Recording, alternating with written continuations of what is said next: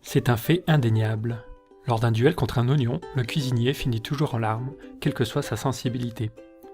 Ce condiment à première vue inoffensif s'avère être particulièrement irritant après avoir été coupé.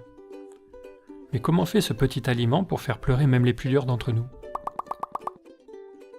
Pour mieux comprendre le phénomène, il faut se rendre à l'échelle microscopique. En zoomant très fort sur une partie d'oignon, on se rend compte que comme toute plante, l'oignon se compose de nombreuses cellules végétales, ressemblant à ces petites briques.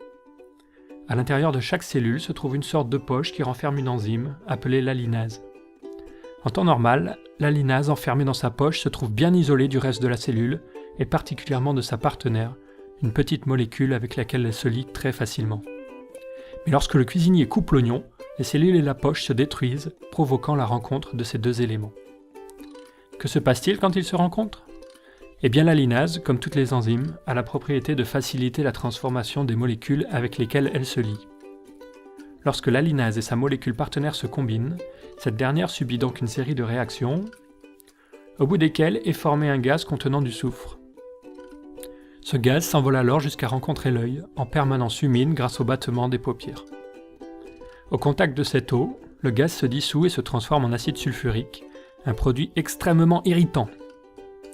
Le cerveau, finalement alerté par cette agression sur l'œil, va enclencher le mécanisme de production des larmes afin d'évacuer l'acide sulfurique. Et c'est la raison pour laquelle couper des oignons fait pleurer. Que diriez-vous maintenant de quelques conseils pour éviter de pleurer ? Vous avez plusieurs solutions. Vous pouvez inhiber l'action de l'alinase en chauffant l'oignon avant de le couper ou en le refroidissant. Vous pouvez attirer le gaz vers un point contenant du soufre, comme le bout d'une allumette. Et si vous n'avez pas peur du ridicule, vous pouvez tout simplement mettre des lunettes de natation pour éviter le contact entre le gaz et l'œil. Enfin de la cuisine qui ne piquera plus les yeux.